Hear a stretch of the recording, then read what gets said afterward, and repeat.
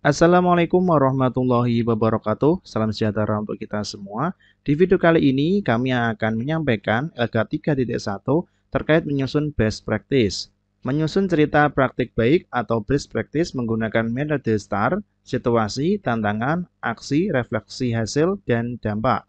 Terkait pengalaman mengatasi permasalahan siswa dalam pembelajaran.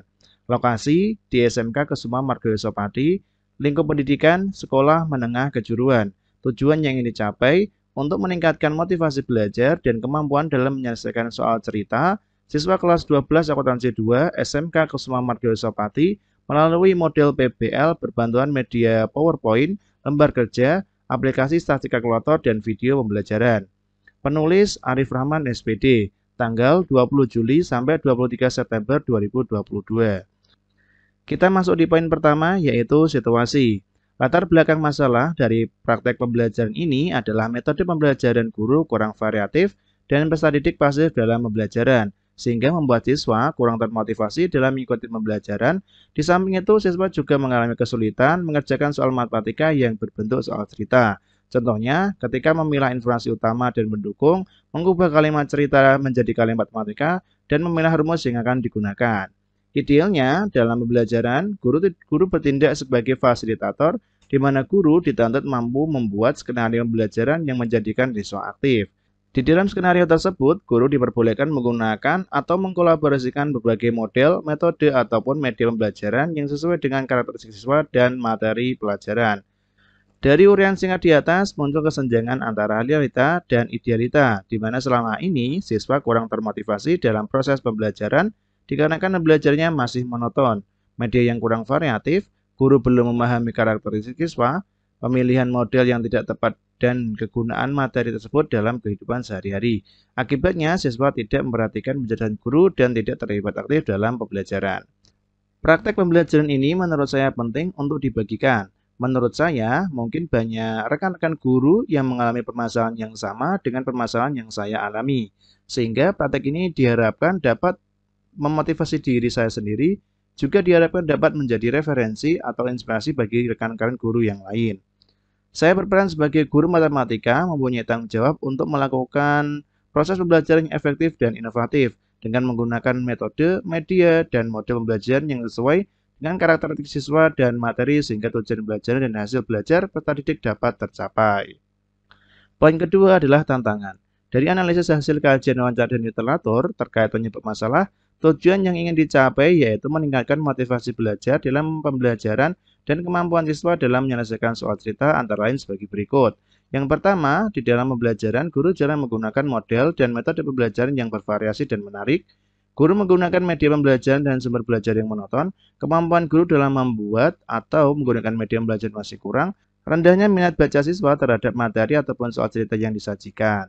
Dari penyebab-penyebab permasalahan di atas, tantangan yang dihadapi guru adalah yang pertama, pemilihan metode pembelajaran yang tepat dan menarik bagi siswa.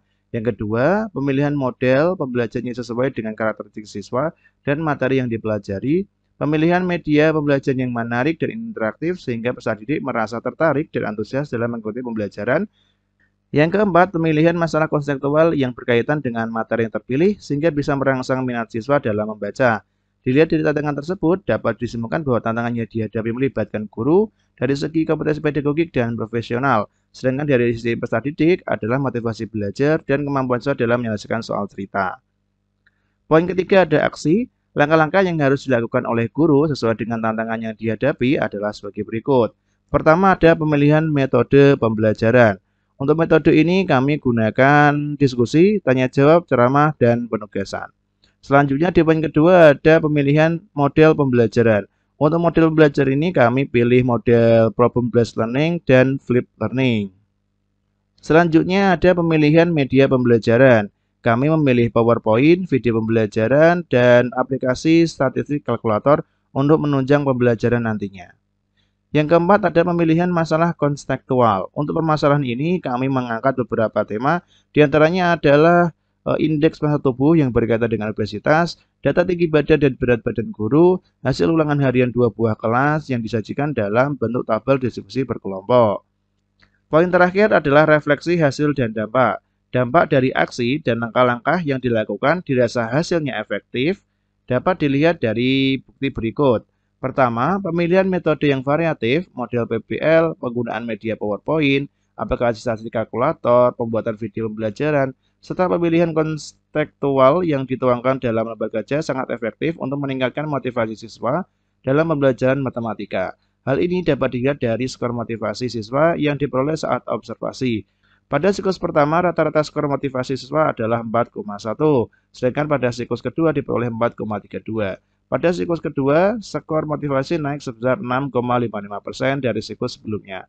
Nilai tersebut penulis anggap sebagai peningkatan yang signifikan jika dibandingkan dengan skor motivasi belajar sebelum tindakan dilakukan. Capaian indikator motivasi belajar pada setiap siklus bisa disimak di diagram berikut. Indikator dari motivasi siswa dalam mengikuti pembelajaran adalah yang pertama, siswa aktif memperhatikan penjelasan guru dalam kegiatan pembelajaran, aktif bertanya kepada guru atau teman, mengerjakan tugas yang diberikan dengan tepat waktu, berdiskusi dengan kelompok, aktif dalam membaca buku atau mencari sumber lain, tekun dalam mengerjakan tugas yang diberikan, berani menyampaikan pendapat dalam forum diskusi. Yang kedua, berdasarkan hasil wawancara kepada siswa, siswa mulai terbiasa dengan langkah pemecahan masalah menggunakan teori Polya. Adanya kombinasi antara lembaga kerja dan masalah konseptual yang diangkat dalam model PBL membuat siswa tertantang untuk menyelesaikan masalah atau soal cerita yang disajikan.